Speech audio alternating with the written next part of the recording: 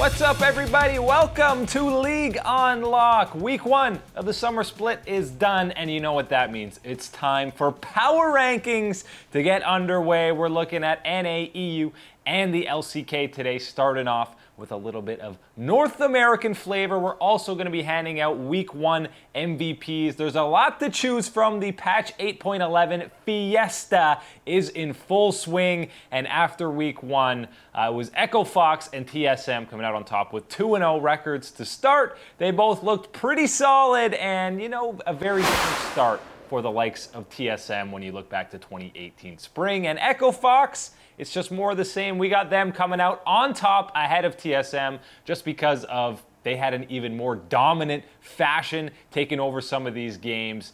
And, I think Clutch had a better performance in spring than CLG, so we weigh that win a little bit higher. Dardoch and Huni, the stars, of course. Huni role swapping left, right, and center. This is the dream meta for Echo Fox. Just plenty of skirmishes, playing bruisers, and playing basically whatever you want. TSM look pretty solid so far. Both games you had Grig starting in the jungle, which really flew under the radar. I don't think anyone was expecting that sub to come in, especially for the first week. But Haunter, Grig, and Sven all had a KDA of over 20, which is absolutely disgusting. TSM also looked dominant. They got a bit behind against CLG, but some mid-game team fights, because the meta doesn't let the game get to late game anymore, had them get back into that win against CLG. But CLG had a solid early game and really were in control of that game for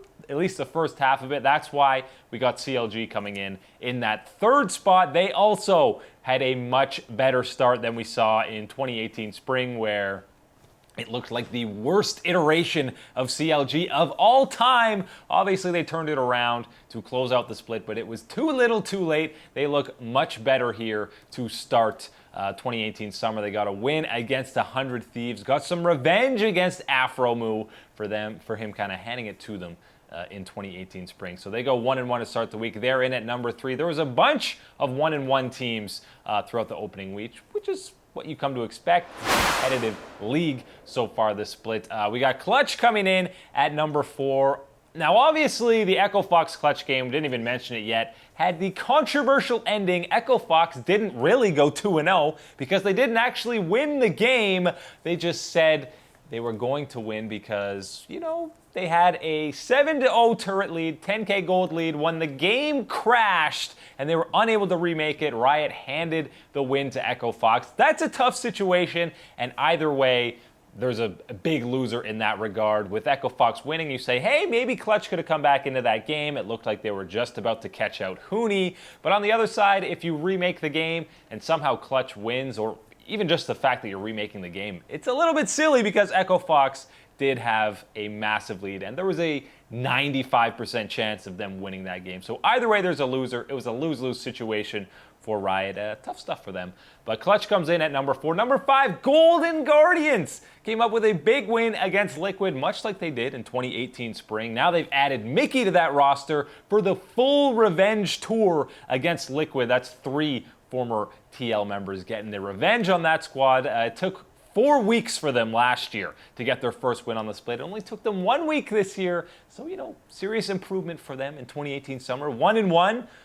They're doing okay. Top 5, that's probably going to be the last time you see them in the top 5 for our power rankings. Right behind them was Liquid. You saw who started the week super solid. They had a very convincing win against 100 Thieves, but then the Guardians just completely dumpstered them, so they're slotting in right behind them in that 6th spot. The defending champs, double lift on Vladimir. You've seen him playing it on stream, and a lot of these AD carries, Cody Sun in their first matchup, did not look comfortable on that Vladimir. And, understandably so. How often are you playing Vladimir when you've been playing AD carry for your entire career? So there's definitely going to be an adjustment period for a lot of these marksmen, if you even call them that now, carry bottom lane people, because they're not playing ADs anymore.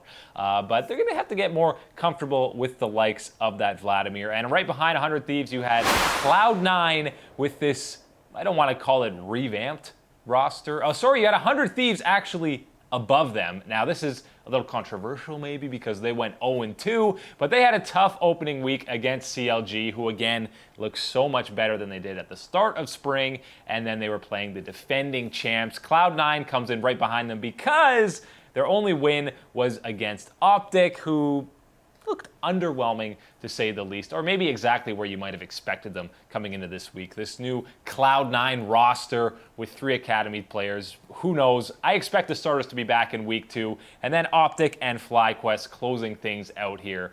FlyQuest looked very bad, and Optic, particularly Dokla, looked very outclassed in that top lane, so we'll see if they'll be able to rebound going forward, but I expect some changes to be made to potentially both of those squads going forward. Let's take a look at MVP from week 1. There's a lot of guys to choose from. I mentioned all the TSM guys with plus 20 KDAs, but you gotta go with Huni for this week because he didn't play top lane in either of his games. Game 1 against FlyQuest, he went with the Yasuo AD carry.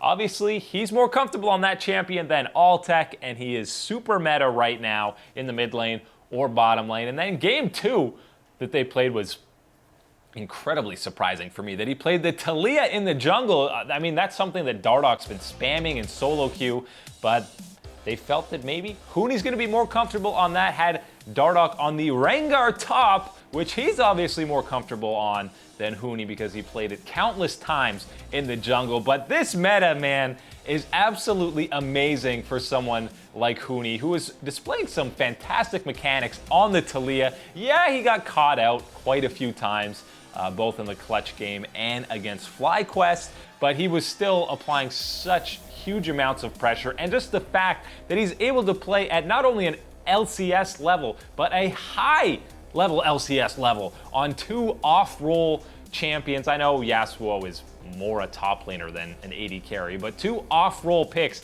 and he's able to still be a huge impact for this squad is absolutely insane. And maybe he's going to try and get the full cycle and play every position this split, maybe some support Brand or some support Ken and something like that. But this meta is fantastic for not only Echo Fox, but specifically Huni, because, I mean, this guy has the talent to be able to play on all kinds of different roles like this. So many different champions, and they're not going to be tanks, which is exactly what we want to see coming out of that Echo Fox top laner.